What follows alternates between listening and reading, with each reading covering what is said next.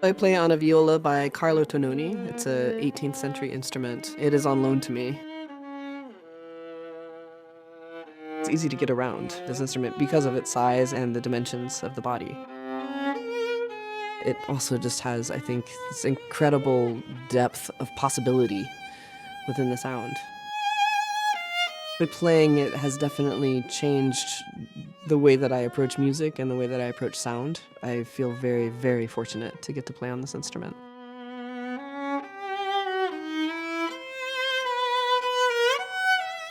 I'm Becca Albers, and I'm the principal violist of the Minnesota Orchestra.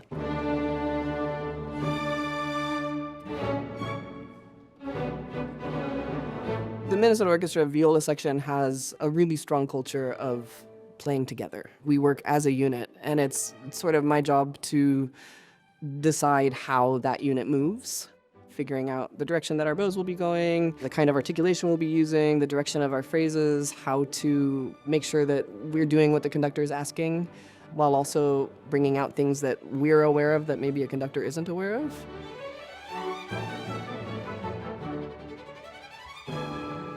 90% of what I'm doing is based on what I'm hearing, and maybe 10% is based on what I'm seeing. So of course I'm watching the conductor, making sure that I'm helping to support their vision. And I'm listening, I have an ear back for the winds and for the brass and percussion, because people interpret emotion from the conductor in a different way. And then listening actually so that I'm not coming in front of the people around me. So it's often, I think it's easy when you're leading something to then play ahead, but it's important to be listening back. I absolutely love the position. I love my section. I love my colleagues. It's a lovely group of people to work with every day. Welcome to game night. There's always a lot of laughter when the section gets together. For Thanksgiving, you cook turkey or ham. Yes. Our section, historically, it's a very silly group. It makes work much more fun and actually makes all of us closer when we are a little bit silly.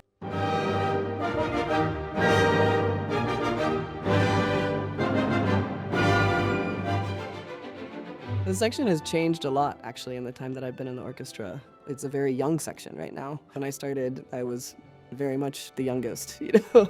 And so it's funny to have that role reversal.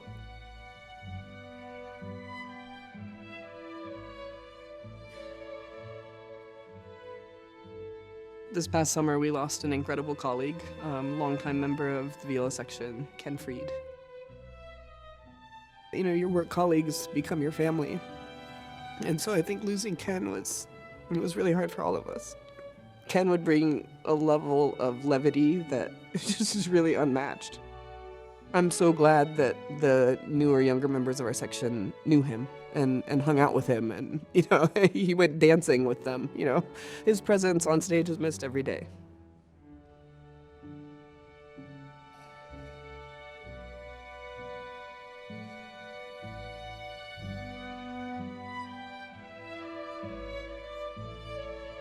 So I grew up in Colorado, in Longmont, which is a small town near Boulder, and I am the youngest of 4 kids.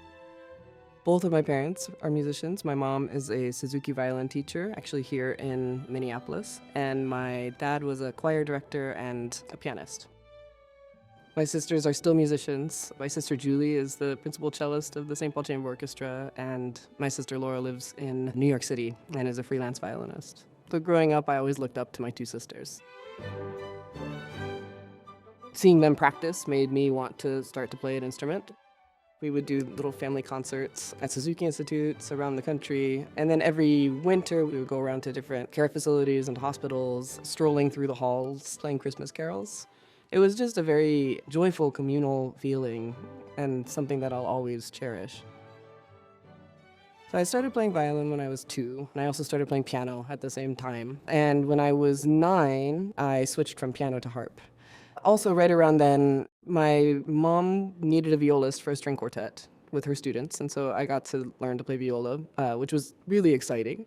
I went to my first chamber music camp on viola at a Suzuki Institute in Colorado, and I worked with the Cavani String Quartet, who was at the Cleveland Institute for years, and they're just, I think, maybe the most incredible chamber music coaches that you could ever work with. I completely fell in love with the viola. I loved its role, I loved its voice, and I loved just actually kind of being inside the action, which is often the role of the violist. You're not usually the star, but you're the person who's kind of making everything work for the people around you, and it was just so much fun. So the viola has 4 strings, just like the violin, and we share 3 of the strings. But we have, instead of an E string on the top, we have a C string on the bottom. I love the depth of the C string. I love what it provides. To me, it's a more mellow, deeper, and darker voice than the violin.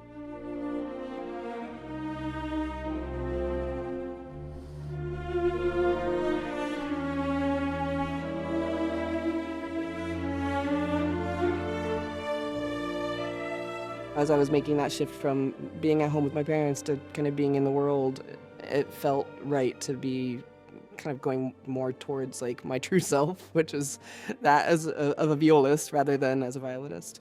So I decided to switch basically for college auditions. I went to Juilliard, where I studied with Heidi Castleman and Senyan Huang, and I was with them actually for 6 years. I stayed for my master's. My senior year at Juilliard, I auditioned for the Marlboro Music Festival and was accepted. So I spent the next 3 summers there in the mountains in Vermont, just playing chamber music for 7 weeks each summer with just incredible colleagues and incredible teachers. And that was actually where I got to know Maiya, my wife. But then she won the position with the Saint Paul Chamber Orchestra. When that happened, I was completely devastated, which is a funny response when your partner wins a fantastic job. All I was thinking was like, okay, now I have to figure out how to be in the same place as Maiya. I have to figure out how to get to Minnesota. When the Minnesota Orchestra posted their audition in the spring of 2010, I decided, okay, that's my chance. And so I practiced as hard as I could, and I won the assistant principal position in that audition. We were exhilarated to finally be able to picture a life in the same place where we both had satisfying jobs. Maiya just recently played our Symphony Fantastique program with us. But it was super fun playing with the Minnesota Orchestra. I mean, it's obviously a fantastic orchestra, but to see Becca leading in that kind of strong and artful way, I was super inspired and impressed.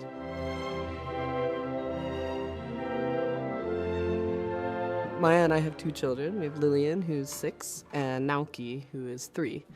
And Lillian is already taking violin lessons and piano lessons. She studies violin with my mom through the Augsburg Suzuki Talent Education Program. But my mom was actually also my teacher growing up. So until I was 9, I studied with my mother.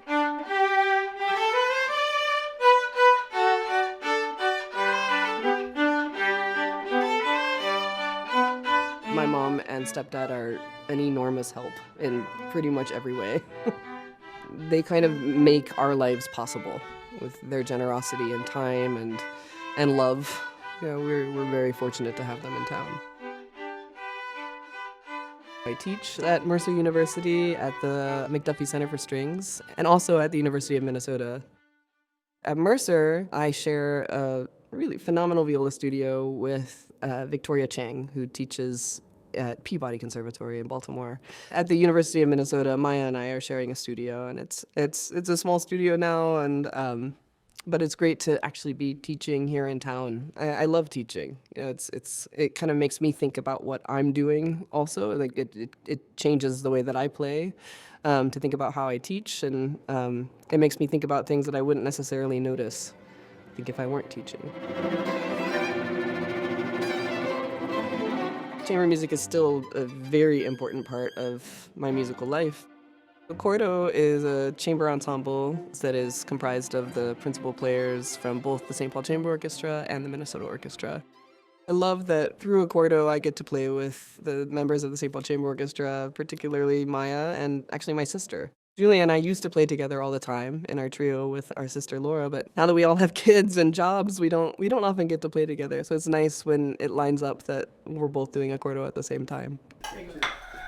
What is that one? Every day I feel fortunate to have the life that I have, to be living here in the Twin Cities, working in this incredible orchestra with my amazing colleagues. This community supports music and the arts in a way that I think is very rare, and we are so fortunate to be here. There aren't many places in this country where we could live and work and have the jobs that we have. And it's also a really great place to raise kids, so we feel very, very fortunate.